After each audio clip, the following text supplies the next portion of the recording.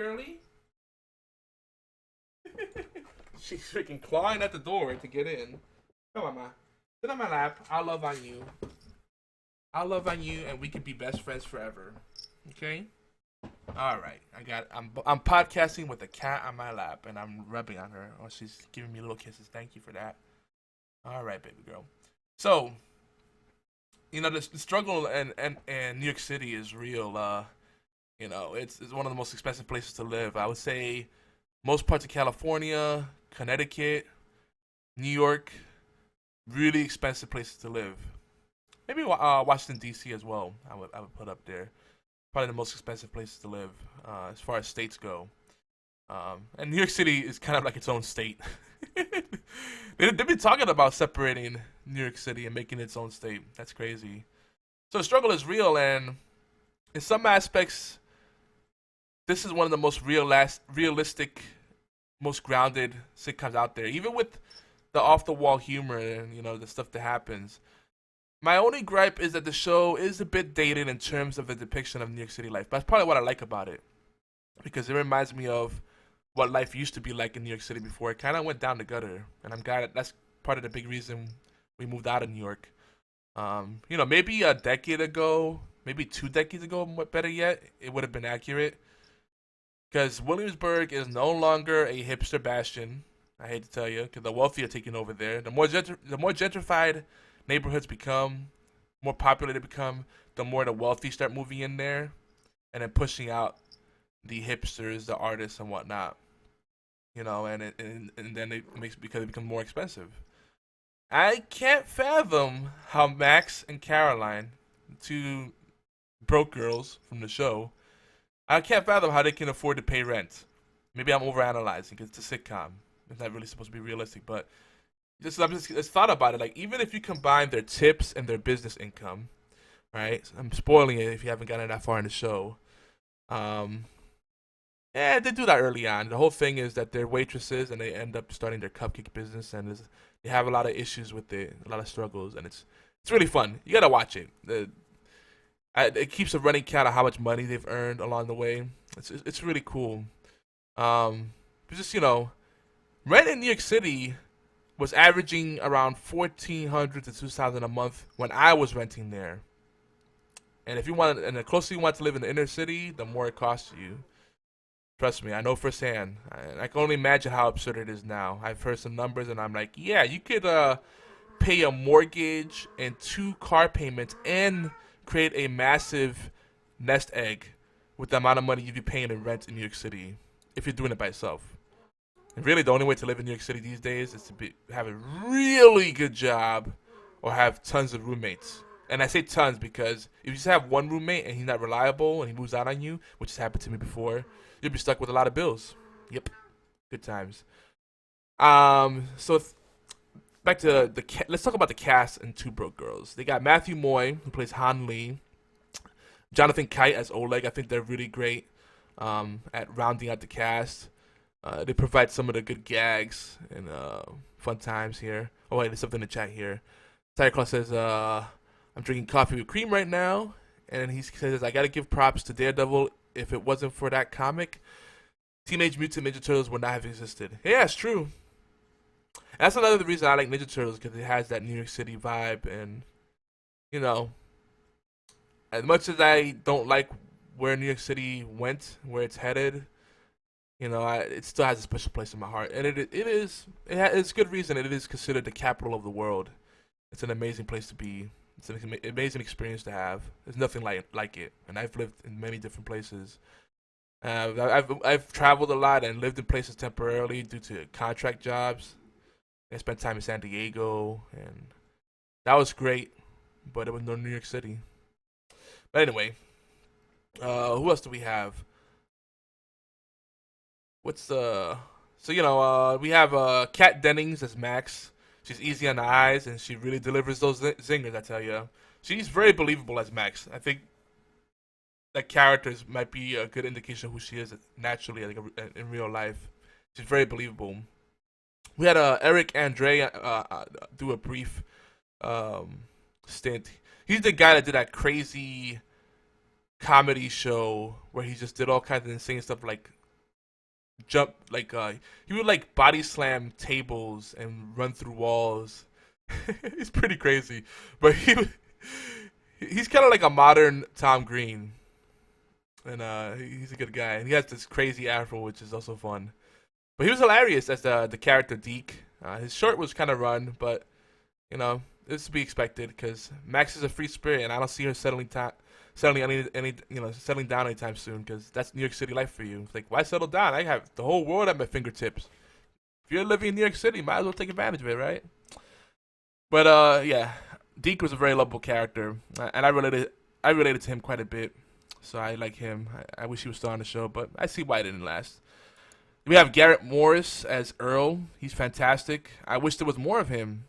I do feel like they do kind of, you know, have him as just the token black guy. So I have to say too, there's a lot of pretty people on this show, and you would almost think it's a CW show, but no, it's a CBS show. I'm not sure how I feel about Jennifer Coolidge as the Polish character Sophie Kaczynski. At first, I enjoyed her, but I think she's kind of wearing down. Like she's wearing me out. I think she's overstayed her welcome. Because now, like, they do this thing with the laugh track every time she enters a scene for the first time, and the audience applause, and it makes it makes us want to feel that she's great. But then I'm like, no, she really isn't that great. I think it's not as funny anymore. I don't know. Maybe it's me. But I do think they need to introduce new cast members to keep things fresh, to keep this going. And the show has drawn a lot of criticism. I can see why. Now, I reiterate, this is a guilty pleasure. And as most sitcoms tend to be, Two Broke Girls is very formulaic. Very formulaic. Each episode is pretty much a combination of the following. Max is being very forward with a guy or a customer. Or she makes some sexual comments. Caroline, her friend, acts like a rich spoiled brat because she is. Han is speaking in broken English or English. I'm updating the show notes as we do this too, so when you read, you get the full experience. You got Earl delivering a one-liner, then disappearing for the rest of the show for the most part. Inappropriate comments from Oleg, and at least one reference to genital or bust size on the show. And it's fine. You might say it's toilet humor. Some people may say, "Oh, it's very lowbrow. It's not very refined comedy." It's a fun kind of. I don't want to say turn off your brain, but just kind of sit back and accept it for what it is. I do think it's a little silly that people are upset with the Asian stereotyping, because really, I've said this many times, comedy is not meant to be polite. Come on, we can't survive on knock jokes alone. And to be honest, stereotypes exist for a reason. So in a comedy, if they play up a stereotype, it's because that stereotype is grounded in some reality. When they overdo it, then it's bad. But I don't think they're overdoing it with him. I've met people like Han, and he's great because he's been getting back. They've been making his character more independent, and he gets back at the characters when they get at him. When they zing him, they're like, "Oh yeah, okay, we'll take this." There's an article on LA Times, LATimes.com about how Matthew Moy got on the show and how people are kind of desperately outcrying about the stereotypes on the show. I haven't heard anything about Earl, but they're complaining about Han. Of course, as much as I'm enjoying the show, it's a show I watch 1 or 2 episodes and then go on to the rest of my day. It's a half-hour show, so you take out the commercials, about 24 minutes, 23 minutes, whatever, 22 minutes. I don't know what it is anymore on regular TV.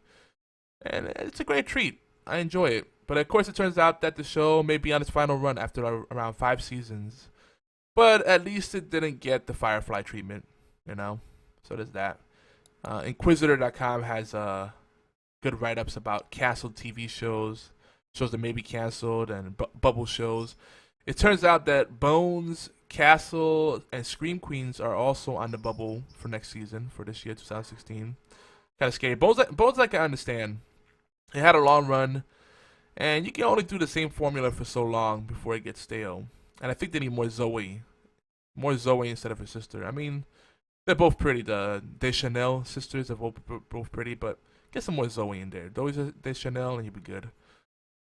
Castle is a show I do like revisiting. I haven't really checked out too much Scream Queens, but I'm partial to Castle, even though it's a little formulaic. It's a little bit too much cop drama for me, my taste, and there's too much of that already out there. But I do love the fact that it has Nathan Fillion, and he's playing the role of an author, and I love that man. I gotta say, total man crush. So the last recommendation today, T-Tide Tidbits, is another TV show. Well, not so much of a TV show. It's an anime, so you might experience it in different ways. This is a series I've been meaning to show more love to, especially after Fatal Blaze, aka Oolong, referenced it during our Doctor Who Series 9 wrap-up, which was around episode 41. Now, One Punch Man is great because it makes fun of kung fu movies, video games, and anime tropes alike. All the cliches and silly things and that stuff. All things I love, but you gotta, admit that there's some silly stuff in there. It just kind of makes you facepalm at times. Here's some of my highlights. There's the notion that being all-powerful would be, in fact, boring. Saitama, the caped Baldy, the main character, is a very reluctant hero, and it's great because he's preoccupied with all kinds of other things, like the fact that people don't know who he is. Well, he doesn't have a hero name, so he has to go, I'm going to spoil a little bit of it, but he ends up having to go through the hero registry. And for some reason, even though he's clearly the most powerful hero that we've seen on the show so far, they only rate him a C class. But his sidekick, what's his name? Gusto? No. I can't remember the name now. The cyborg fire blaster dude gets a S class rating. That's apparently because he took out an entire building full of bad guys by himself with his OP firebomb. But Saitama is the One Punch Man. He's so preoccupied with stuff. Like at one point, he's like, "No, I screwed up. This is the end." He goes through this whole monologue, his internal monologue, and then you think it's because he's about to lose the fight, and he finally met his match, and it's like, "Nope, I forgot that today is Saturday." He's like, if a week from now is the sale, the big sale here, then that means, and that's Saturday. That means that today is Saturday, and I missed the big sale, supermarket sale, and he's like, goes down to his knee after defeating an enemy in one punch, and he's like, "No," and then his psychic says, "Don't worry, we can get there in 4 hours. We'll be in just in time for the sale because they close at 10 p.m. I'm like, yes. I wonder. Well, I gotta talk to some of my friends in Japan. I wonder what times stores typically close out there. That's always been a sore point for me. Like stores closing like at 5 or 6. Like, why? I'm a night owl. What about us night owls that don't do things during the day? What about us vampires? Anyway, he's just so preoccupied and so nonchalant and not fully invested, at least at the beginning of the show. I don't want it to get too deep into what happens later on. And you would think that the gimmick of him defeating enemies with one punch would get old quick, but nope. There's still plenty of things to enjoy. There's some good plot development. Now, it doesn't take itself too seriously, and yet it does have some good story arcs. It's a great experience. I love how One Punch Man cannot stand long-winded people, especially the cliche anime long-winded monologue. It happens in video games too. It's like, or just like the typical like villain telling you his whole master plan, or the hero explaining his backstory. Like, and One Punch Man goes batty. It drives him batty when he has to listen to long-winded people. His reaction to his sidekick's first backstory is hilarious. I think that was episode 2 or 3.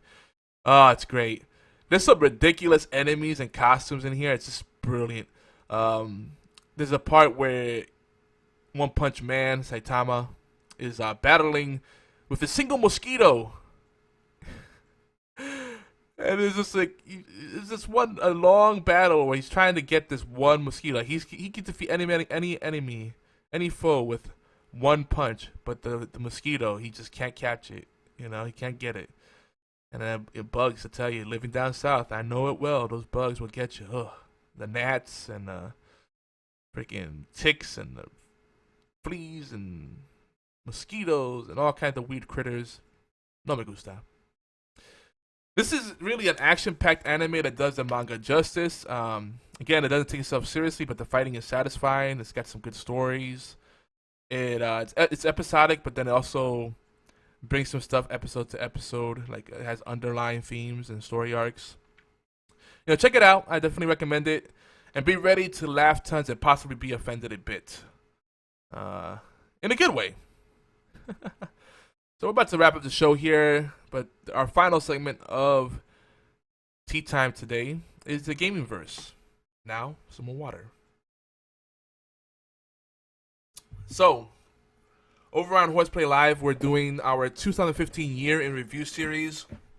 I said it was going to be a two-parter, but it's probably going to be a 3 or 4-parter, especially if we get into TV shows and movies and all that stuff. We've been featuring headlines, video games, and other stuff we find, noteworthy from yesteryear. Here, I'd like to share some of my favorite games of 2015 and why I think they are worth checking out. So, in no particular order, first game is Downwell, released 2015. Imagine not all these games released in 2015. It's just games that I had an impact or enjoyed in 2015 or feel that were part of the zeitgeist, at least in my inner circles. Or my circle of friends as a whole, or in our community as a whole. So anyway, Downwell, it was originally a mobile game, but now it's on Steam, and I think this game gives Krypton or Necrodancer a run for its money, which is another great game I will talk about in a bit. It's a great game in both its roguelike mechanics and its pick up and play kind of game style. It's a great palate cleanser, and it's always a fun experience. It's amazing how fun this kind of monochrome game that looks like it would have been something that you played back on Commodore 64 days, maybe, at least NES. It has like that kind of very classic microcomputer game kind of feel to it, and it's a mobile game done right. It's not the usual kind of thing that you'll see on a mobile platform. If you dig this, I would highly recommend, better yet, Vertical Drop Heroes HD. That's Vertical Drop Heroes HD. And Super House of the Dead Ninjas. What else? Yeah, the beauty, and also I would say those games are a little more involved. And the beauty of Downwell is the fact that it's, I think the large part of its success is the fact that it's simple. The simplicity of it is part of its appeal. Another 2015 release that I recommend, Not a Hero, which, by the way, not safe for work. An SFW. This game comes to us from Devolver, the publisher that brought us Broforce, the Talos Principle, Shadow Warrior, Serious Sam, Hateful Boyfriend, Luftrausers, another great game, Cosmic DJ, and so many other unique, perhaps quirky titles. And this is probably the most irreverent game, because Not a Hero is not for the faint of heart. I mean, boy, it's gory, it's fast-paced action, it's a side scroller. It's over the top.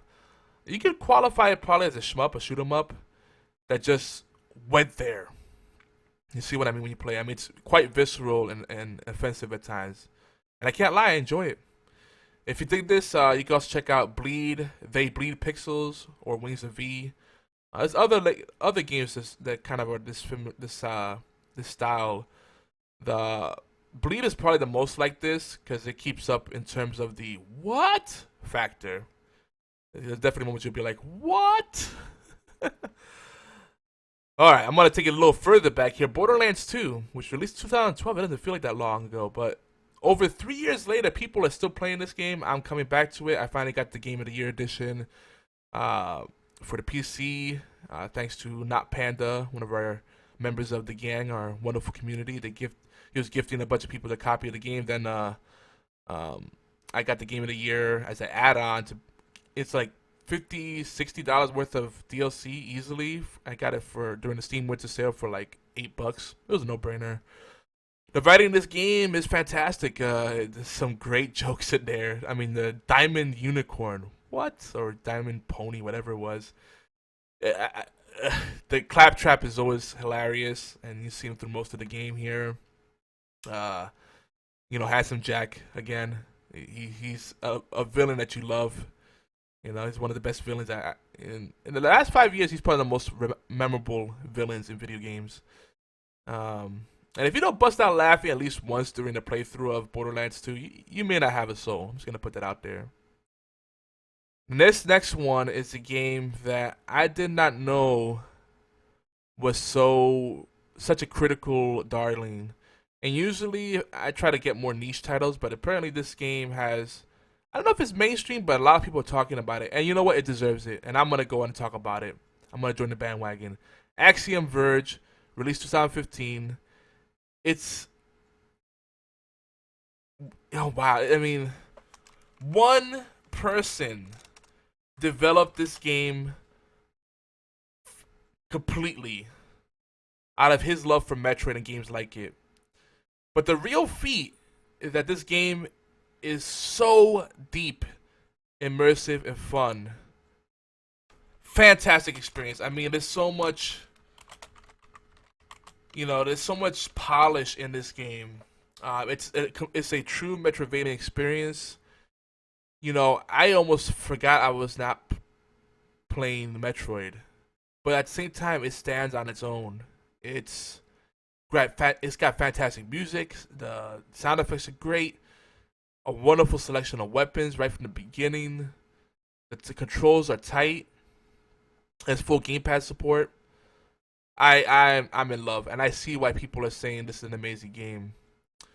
I think right now it's at the $10 price point on Steam, but really, this is a game that if it was $15, $20, hell, even $30, I'd say it's worth it just because it's just so good. So if you're one of those folks that just looks at these kind of pixel games and you're like, I'm tired of all this pixel art stuff, this retro style stuff, I'm done with it. Give this game a shot, especially if you love Metroid. It's just so good.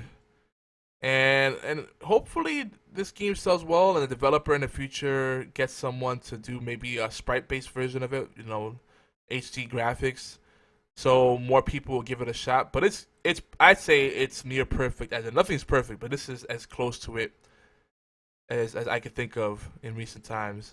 Axiom Verge, and that's spelled AXIOM as in Mary, Verge, VERGE. It's a critical darling with good reasons. Fantastic. Fantastic. The next game that I'm going to share is one of my personal favorites, and much like Axiom Verge, I would say it's one of the greatest of all time. It has a huge impact, but this one, I don't think people are talking about it much. I haven't heard many people talking about it. I've heard people talk about Donwell and Axiom Verge, but not this one. This is a Dungeon of the Endless, which released in 2014, but it got a major update for free in 2015, and it's had some expansions, and they did a graphical overhaul for it. You could do as a DLC. This game is in a league of its own. I love it. It may be an acquired taste. I will say that. So do not let my excitement for it, lead you astray. But I mean, it combines dungeon crawler, RTS, roguelike, action RPG, tower defense, and so much more to great effect. Like, it does all these things very well. But as if that wasn't enough, it supports 4-player online co-op. And that changes the experience completely. And it actually does it well. It's easy to find a match and host a match. It's a gem in every way. I think everyone should at least explore it.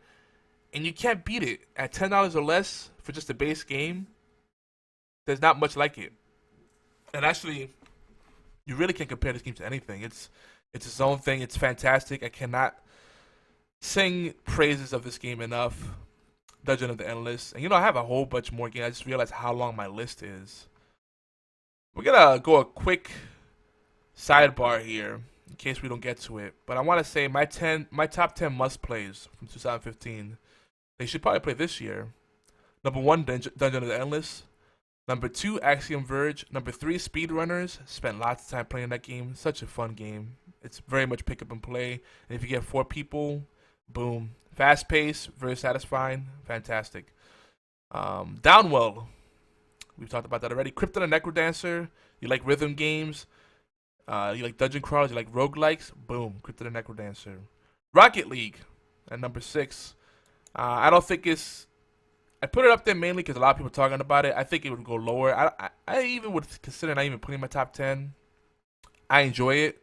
I see what people are raving about it. But it's not particularly a game. I think it's a game that's fun in small doses. If you play it a lot, I feel like it loses its luster. And another problem with the game is it's one of those games that it has such a diehard fan base that if you're playing it casually, you're going to be matched up with people that are much better than you because they play this game a lot, or maybe this is the only game they play. I can't tell you how many folks on my friends list are constantly playing Rocket League. It's crazy. In fact, I'm going to bump it down. I'm sorry. I'm going to put that at number 10. Because really, I can't authentically say it's in the number 6. Number 6, I would get to Satellite Rain. If you feel a void from XCOM and you can't wait for XCOM 2, and maybe you've done everything you can with XCOM Enemy Within and Enemy Unknown, you should try Satellite Rain. It's like XCOM and Shadowrun Returns had a baby. The cyberpunk style of it is amazing. The graphics are beautiful. I would not expect this much graphical fidelity from a isometric kind of overhead view game that isn't XCOM. But it has wonderful TNL. The texture and lighting is fantastic. It's got like all these neon signs. You could tell it's like this dystopian future, like very cyberpunk kind of feel to it. It's just beautiful, and it plays very well. It's just a wonderful game. Great control scheme. Cool story. I think if you like tactics kind of games, this is something you need to check out. My only complaint would probably be that the tutorial is a little longer than I like, but it does help you get familiar with all the mechanics. And another thing that's cool too, it has a checkpoint system. I don't know. I didn't notice if it had multiplayer. I think it's purely single player, and usually I don't recommend single player games. Quite a few of these games are actually single player. Axiom Verge, not Speedrunners, Downwell, Crypto the Necrodancer. Crypto the Necrodancer has kind of online play, kind of. But Satellite Rain, definitely check that out. The next one is a game that came out in 2013, I believe. At number 7, we have Coin Crypt. The premise of this game is that you are a coin mancer who uses coin to do magic, and there's loot masters trying to steal your coins, and you die when you lose all your coins. So it's very interesting. It sounds crazy. As far as the presentation, it looks like Minecraft meets. It's like a cell shaded Minecraft. Let's just say that. And it's got that little kind of isometric view. You do a lot of exploration. You collect coins. You battle. It's like if Yu-Gi-Oh. The battles feel to me like as if you were doing Yu-Gi-Oh, like watching the Yu-Gi-Oh anime, but instead of cards, coins. Like I get that vibe off of it. It's really, really charming. It's got like a little jazzy music. I enjoy it. Number 8, this is a tough call, but I'm gonna put Full Mojo Rampage just because it was a real surprise. And if you like, again, dungeon crawlers and 4-player co-op type of things, like things like Diablo 3 or Torchlight 2, Full Mojo Rampage is up there with those games. But it doesn't take itself as seriously. It looks great. It's pretty hilarious. It's challenging as heck. I think we're still trying to beat the first world in the game. And the world is like a collection of like 10, 12 levels. And it's a fun game. Tons of unlockables, epic boss battles, very satisfying looting. It's fantastic. I actually kind of put this on the same level as Rampage Knights. I'm gonna put Rampage Knights there on the same level because I don't know which one I like better yet. Rampage Knights I haven't played enough, but it has it's a roguelike procedurally generated levels. You know this theme, I love the roguelikes. And it supports up to 4 players, I think. I've only played 2-player online, and it has some crazy boss battles too. The only thing that I don't like as much, it has some platforming. Not enough, not a lot of it, but enough to worry me what happens down the road. But I think if I play Rampage Knights more, I might end up liking that one more. It reminds me of Castle Crashers in a way, so check out Rampage Knights. Number 9 is Elite Dangerous. I said number 10 is Rocket League, but let's talk about Elite Dangerous. And I would put it with the Elder Scrolls Online. Now, Elder Scrolls Online is the one I put more time with, spend more time on so far, because that's where my guild is most active. But Elite Dangerous is more what I've wanted all this time. It combines so many things from different franchises. Wing Commander Privateer comes to mind. Gratuitous Space Battles, Starpoint Gemini.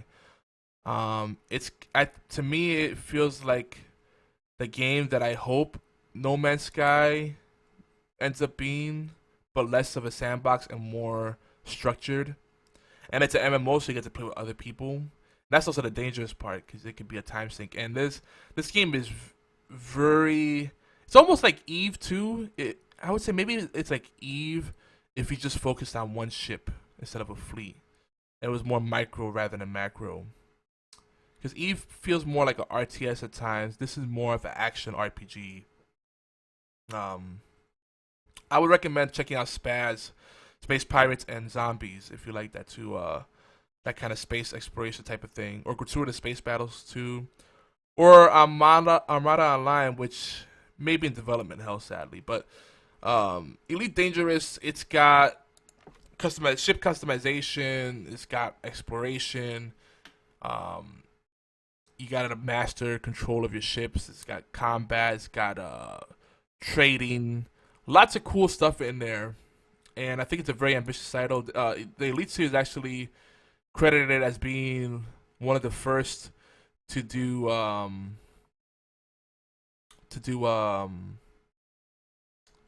what you call it, open worlds. You know, I'm gonna change my list. And this game, actually, I would like to put it higher, but I'm kind of focusing on and I'm gonna change up my list. I'm putting at number 5. I'm gonna go Rainbow Six Siege. This is my best shooter of the year, so that's going up there. And at number 11, I'll put Star Wars Battlefront. And then 12, Rocket League. You can see my updated list on what you call it. Can't even think now. The show notes. Good lord, wow. Anywho. Yeah, Rainbow Six Siege, I feel like people are really slamming this game. They're saying it's stale and it lacks content depth. People are complaining because it doesn't have single player, but it's a perfect multiplayer game as far as I'm concerned. People that don't like this game just don't like tactical shooters or Tom Clancy games. That's what I feel, because it has everything you need to have a fantastic multiplayer experience. It's all about teamwork. You got you could do terrorist hunt, you could do situations if you want to do single player. You could do lone wolf for terrorist hunt if you really want to do single player. I don't think this whole notion that you need a campaign for a game to be complete, that really bothers me. And the main multiplayer mode is attack and defend, and you take turns attacking and defending, and that's very satisfying. But if you do terrorist hunt, there's hostage rescue. There's defense, there's attack, there's classic terrorist hunt where you just kill all the terrorists. And it's satisfying. There's tons of replay value, lots of unlockables, bunch of different characters you could pick after you unlock them, different weapons. It's a fantastic game. I don't know what people have a problem with it. It's my number one shooter 2015. The other one that I play a lot of, as far as a shooter, is Star Wars Battlefront. It comes close. I mean, it has orchestral music, which is super epic and gets you into it. And it's, of course, it's Star Wars, which is great. This is another one people complaining about not having a campaign. I just don't get it. The same as like incomplete. I mean, there's so many gameplay modes to enjoy right out of the box. None of them feel tacked on to me. The only complaint I can agree with from reviewers and the community is that there is a lack of weapons, and having a pay to win option with the ultimate weapons is silly. I mean, it's basically one pistol. I think it's Han Solo's pistol that defeats everything, trumps everything. That's the only downside. But there's so many different gameplay modes: heroes versus villain. You got the squadron, the flight squadron. You got Walker Assault. There's a bunch of different things you could do. Admittedly, I haven't been playing it as much because if I'm gonna do a shooter, my go-to is still Rainbow Six Siege, and the Elder Scrolls Online has been taking up a lot of my time because, I don't want to let my guildies down. What other games do we have as picks? So that's my top 10 plus. We talked about Rampage Knights, which borrows from Castle Crashers, Binding of Isaac, Rogue Legacy, and games of the sort. At first, it looks like it's a cheap kind of Newgrounds style Flash game, but there's tons of depth there. And this is just another game. Rampage Knights is just another game. I wish I had more friends that played it or owned it at least. Gauntlet, Magicka, Full Mojo Rampage, Risk of Rain, Hammerwatch, Wanderlust Rebirth. I'm looking at you. Hey, BFT, what's up? Good evening. It's 1 in the afternoon. Am I missing something? I wanted to put this game. I think I still might put it in my top 10. But I guess I can't really say it's a must play because it's an acquired taste. But for me, it's in my personal top 10, it's in there. It's in there. And it's Yu-Gi-Oh! Legacy of the Duelist. I think this is a better launch than Magic Duels because even though Magic Duels is free, to be competitive in it, you pretty much have to spend money. And you're probably going to end up spending way more money, as you do with Magic, in order to be competitive. Yu-Gi-Oh! Legacy of the Duelist is a wonderful deck building game. And if you are a fan, you get to experience all of the battles throughout the entire anime series, all the storylines, from original Yu-Gi-Oh! To GX, to 5Ds, to Vexel, to what's the latest one? I can't even think now. But anyway, I mean they have all the core. They cover all the core mechanics: the fusion summons, synchro summons, pendulums, all that stuff. I think it's a $20 game now. I think they should have it at a $10 to $15 price point at most, so you can attract new players. Because I think this is a wonderful game. As a campaign is fantastic, and a multiplayer, which I have to do more of, just fantastic. It's probably the best Yu-Gi-Oh game in the last 5 years. PFT says, "Yeah, I was watching Awesome Games Done Quick. They're playing Mario Kart now. Not interested in that."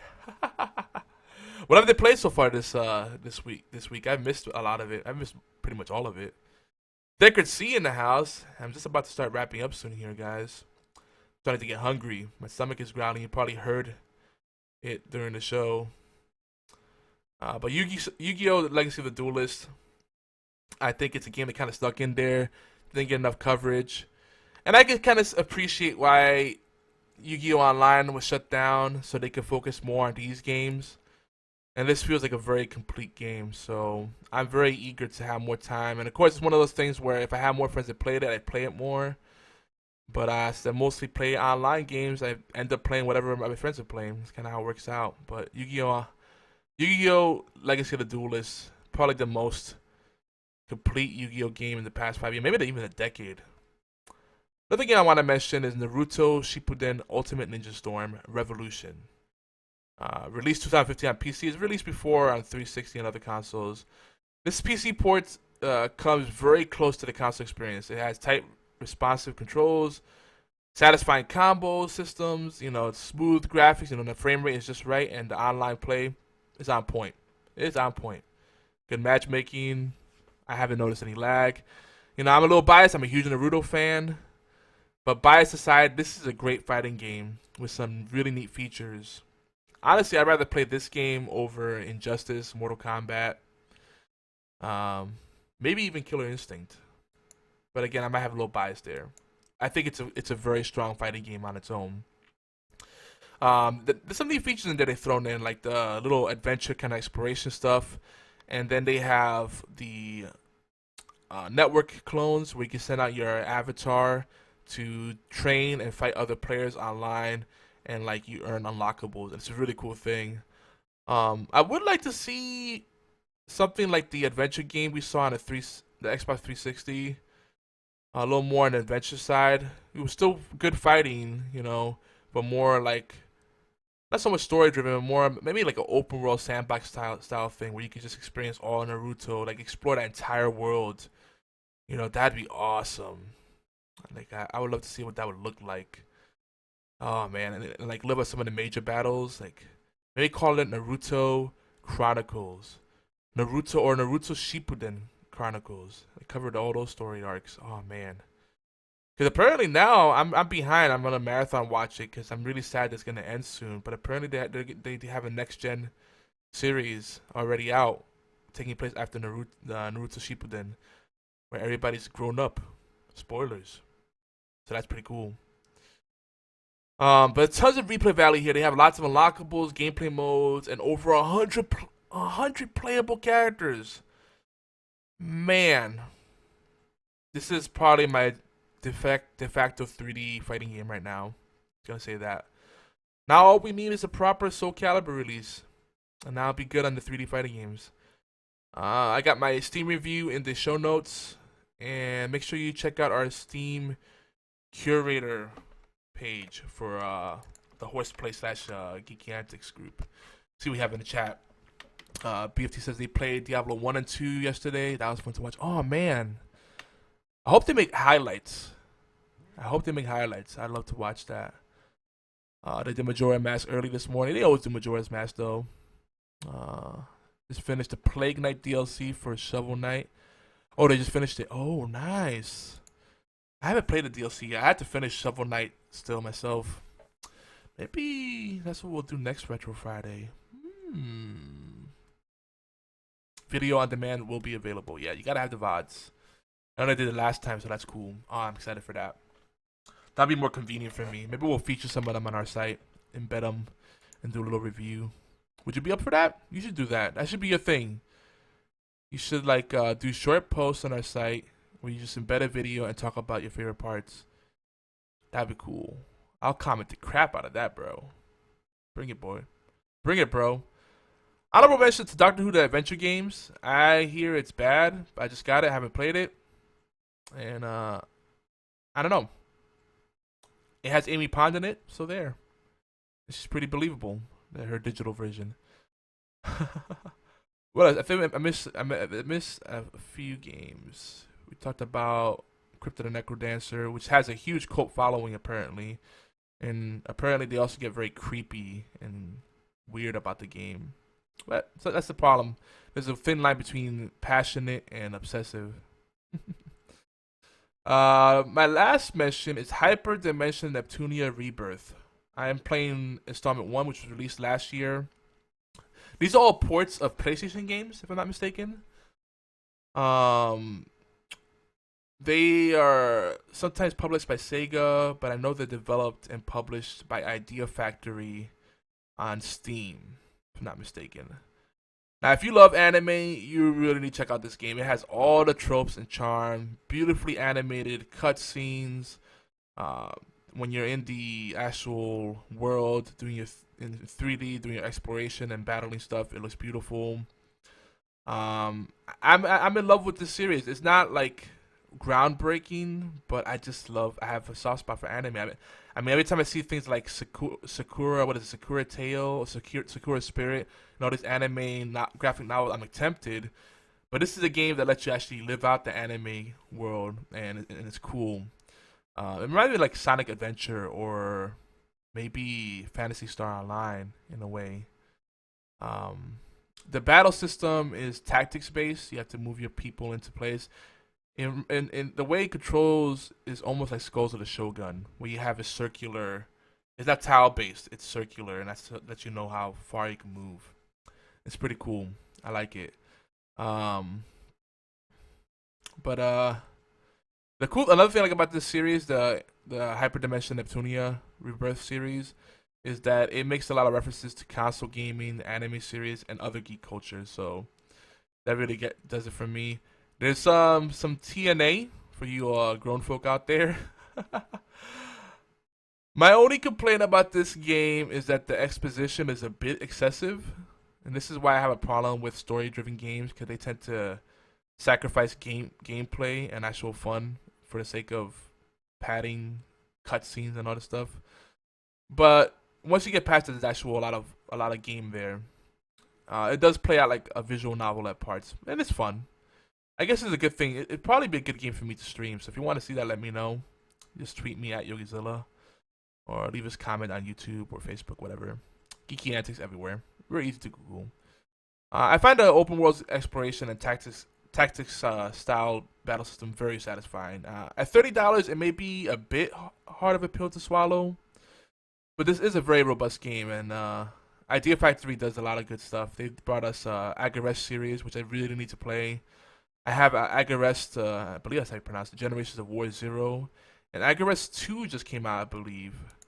And that's a little more in the traditional JRPG style. Like I said, this plays more like a Sonic Adventure style kind of game, mixed in with Skulls of the Shogun, maybe Phantasy Star Online. But I like it. It's very charming.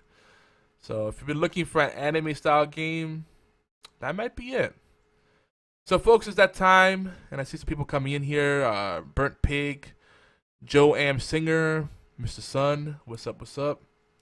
We are wrapping up. Of course, you could check us out if you missed the show. You can check us out on YouTube, youtube.com/Geeky Antics. We're on Time Away Tea Time is on iTunes, Stitcher, TuneIn Radio, Player FM, all that stuff.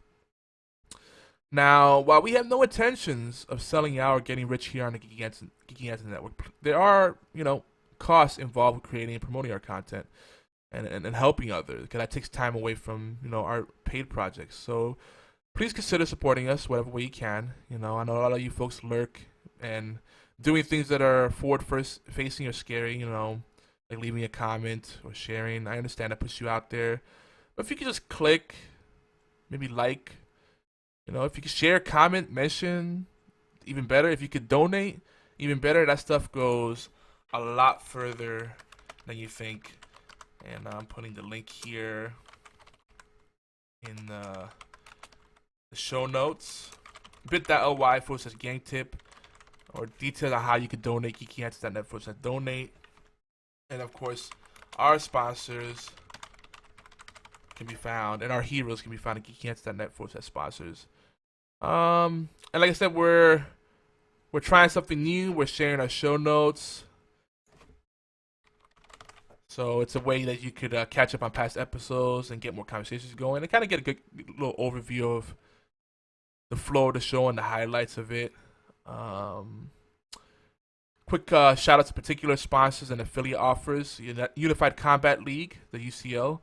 You could visit them at geekyantics.net/UCL or twitch.tv/Unified Combat. That's coming soon. This year, 2016, we're going to be doing some cross-channel stream events and promotions, so stay tuned for that. Martin Septic Tank Services of Middle Georgia. Vince Martin is an awesome dude. In our last newsletter, which you should subscribe to by I should put that link in here too. Newsletter bit.ly/gangmail, and gang is in all caps. There we go. Subscribe to that. We introduced Vince Martin. He's a great guy, really down to earth. Even if you're not in Georgia, if you don't know someone in Georgia, even if you don't need tank services or plumbing, or you don't need anything any homeowner stuff, you can go to his page on Facebook, Martin Septic Services. If you do look at Martin Septic Service, yeah, come up on Facebook. It's the one in Georgia. It's actually facebook.com/Martin Septic Service Georgia, because there's another one in Alabama. Go visit them, give them a like. memes there. There's DIY stuff, homeowner tips, deals, all kinds of fun stuff, fun and useful stuff on the channel. GeekyAnswers.net for Martin Septic, and the main website martinseptictanksga.com. If you want to buy stuff, we recommend Jinx Apparel, old friends of mine. GeekyAnswers.net/Jinx, where you can get your geek and gamer apparel. Excuse me, guys. I'm like very gassy because apparently I didn't eat anything this morning. I had a small bowl of cereal and my stomach's telling me not enough. I need to grab something.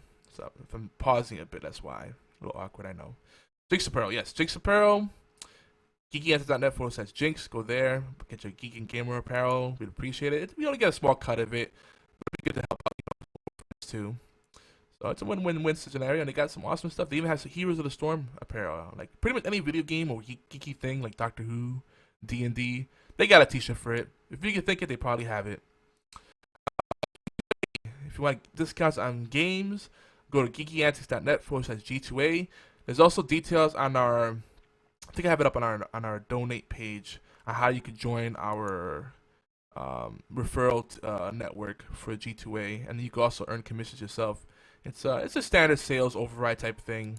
You know, it's a sales network, commission network, not a pyramid scheme, as some people are so quick to say. This is how sales work. You have this rides and then mini team and all that kind of stuff. Anyway, that's how it works. And of course, again, our heroes and sponsors can be found at geekyantics.net/sponsors. I think that's everything. Yeah. Yeah, let me see what's left in my audio is tracking sporadically. Oh, I don't know. That's weird. Oh crap. I see what's going on.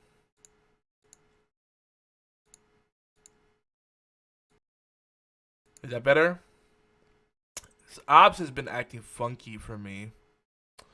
But then when I listen to the recording, it's fine, which is really very strange.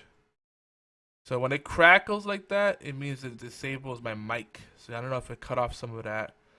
So I don't know how much you guys missed, but for all our heroes, our sponsors, our affiliates, and our affiliate offers, geekyantics.net for our sponsors.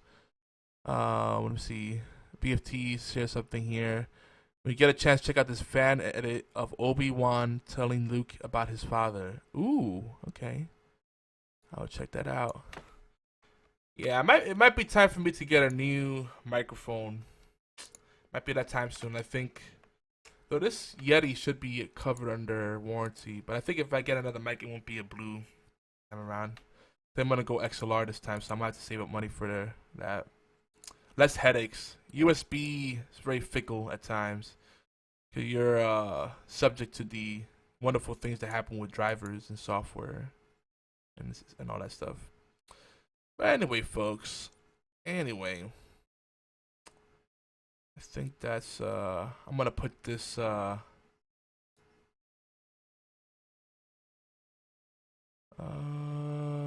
else we have? I'm gonna put you a little image here in our show notes so people can see it later.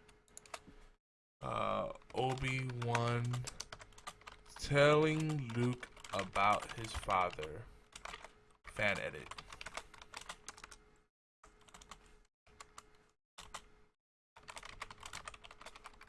There. No. I can't justify the Yeti Pro. It's like $200. For that, get a regular USB. I mean, it is convenient because it has the XLR and the USB, so you have that backup. But I think what I would do is I'll keep this Yeti as a backup, and then I'll just go to XLR.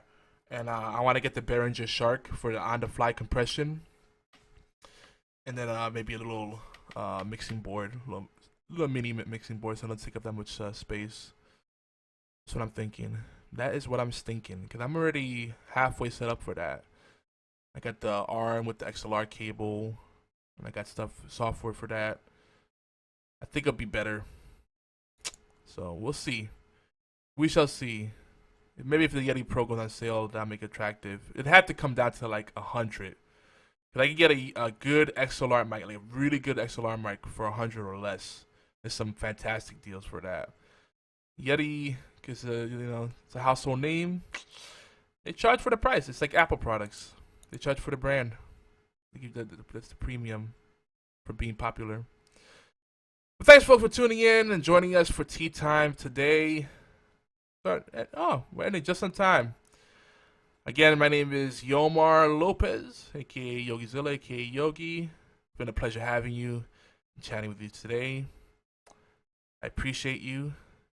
Don't forget to visit us at our main home, geekyantics.net, and on Facebook if people are still on Facebook. I know people are moving away from that. Facebook.com/geekyantics. See you in 2 weeks, and if not, on one of our other shows, including the coming Social Dozen. Make sure you look for that. The Social Dozen. There you go. Take it easy, guys. Peace.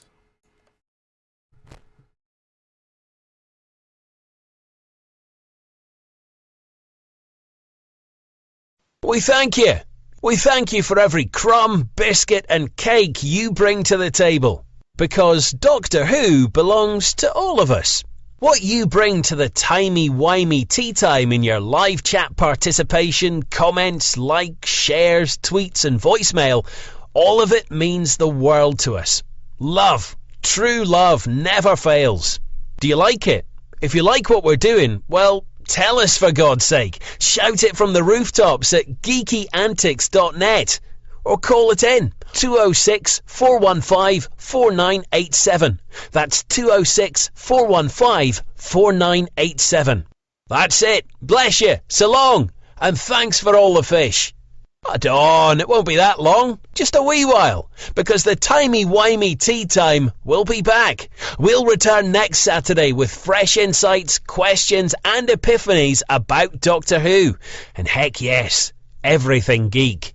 Maybe same bat time, absolutely the same bat channel, every Saturday. Timey-wimey tea time.